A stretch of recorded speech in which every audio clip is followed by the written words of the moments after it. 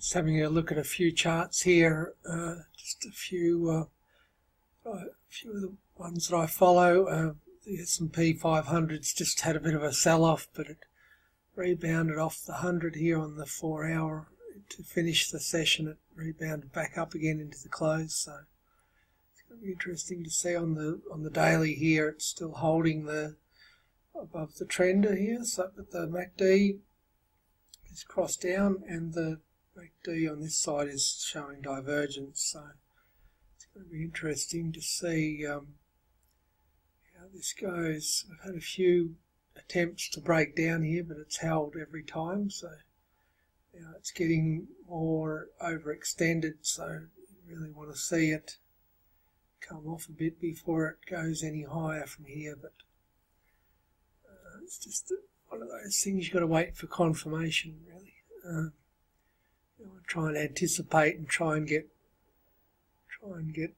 too heavily short, because it can actually just continue higher from here and take out those stops. But that was a good example of a false breakout there. When you've got the negative divergence, you often get a false breakout like that to suck people in on the long side, and then they take out the stops. This is all stop hunting. This here, once they hunted the stops out, then they rebought it again off that 100.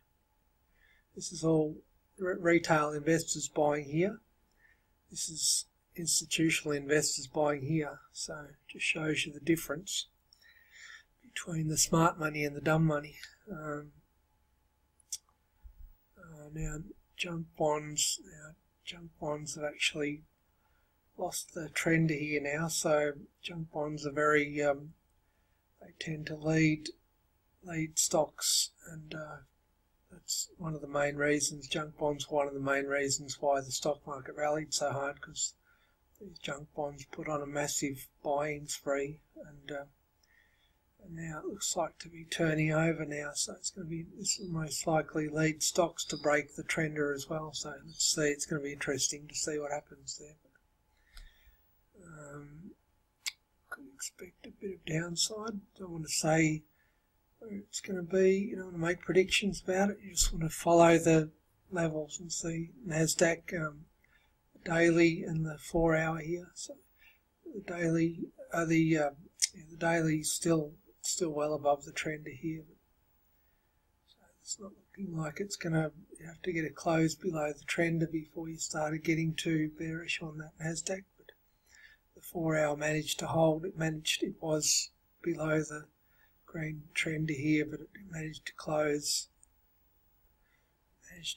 Still maintaining that uptrend on the 4-hourly, but we'll see what happens, because it's well overdue for a pullback, and if it does, I'll be getting stuck into it with put options, but not just yet. Maybe the VIX is still holding this downtrend here on the 4-hour, so the daily VIX is still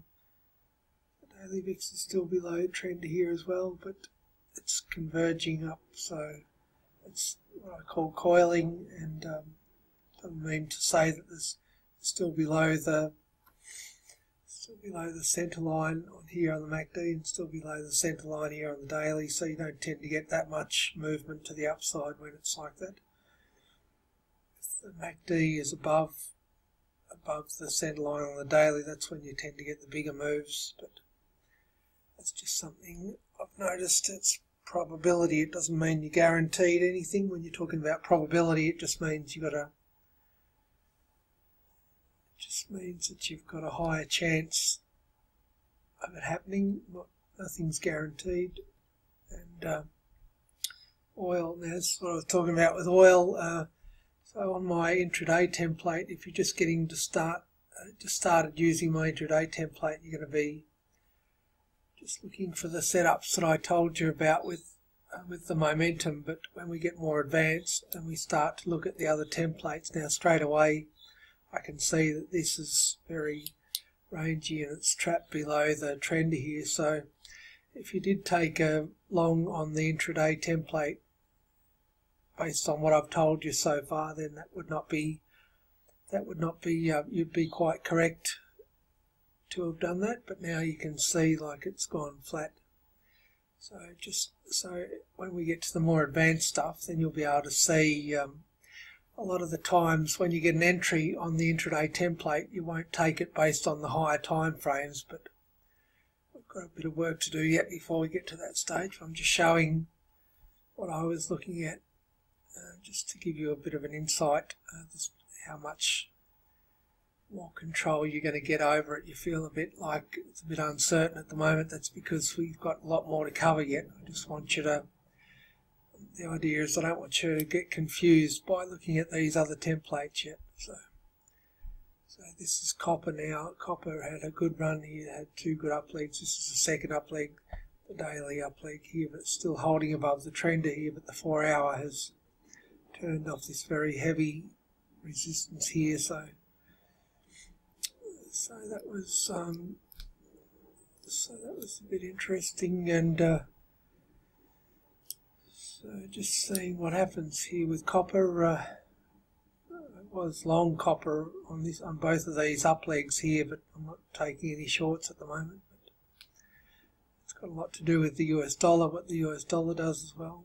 The copper doesn't like a strong dollar, so could be indicating that there's, you see some dollar strength coming. The copper traders could be seeing some dollar strength coming.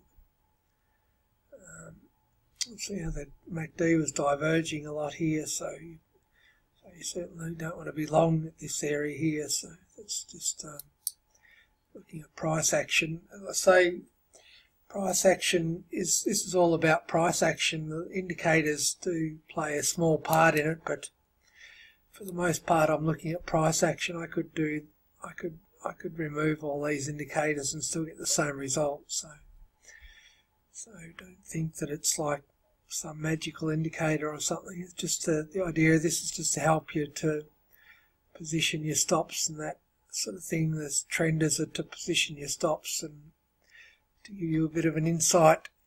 The idea of this is somebody should be able to use this without having any understanding of trading. To a certain extent, you'll be able to use it without knowing a great deal about trading. That was the whole purpose behind this trading method, but it still proved to be quite difficult, and just a matter of just got to put the work in. The only thing standing between you and success is yourself.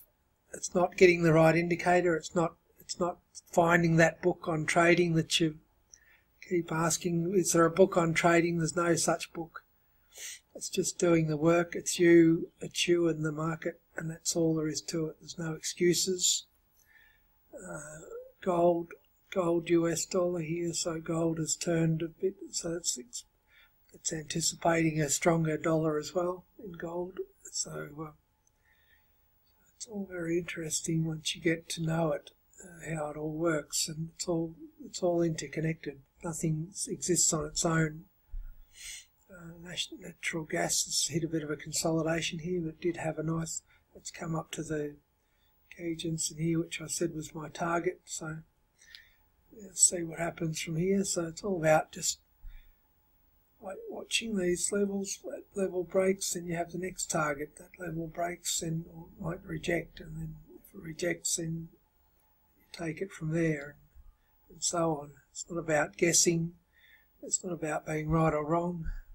Semiconductors, this is interesting because semiconductors have this is on the Nasdaq, and this has just lost the trend here now. So after a very strong rally, it's just now lost the daily trend here in the last few days. So it's still holding up on the 4 hour though, which is interesting. So see what happens if this breaks down on the 4 hour. That could be a sign of weakness coming up in the Nasdaq as well. But don't know. That's a potential target down to the 100 here, but you don't want to make assumptions about it, as I said. And transports have also lost this uptrend. The trender has broken now on the daily. Last week it did, and Nasdaq transports. So transports are a good indicator of the market as well. So just giving you a bit of an idea of what I look at, and I also trade these. So yeah, so just it was just a quick one, and see what happens. Bye for now. Thanks for watching.